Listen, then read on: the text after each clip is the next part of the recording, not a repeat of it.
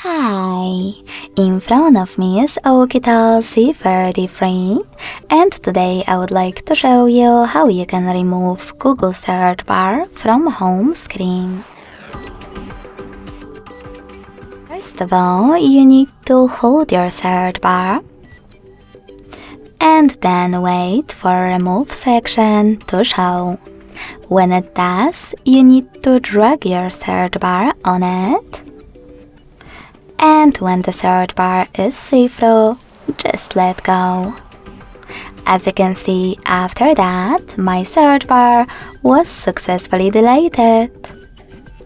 Thanks so much for watching. If you enjoyed this video, don't forget to leave a like, comment, and subscribe. Bye!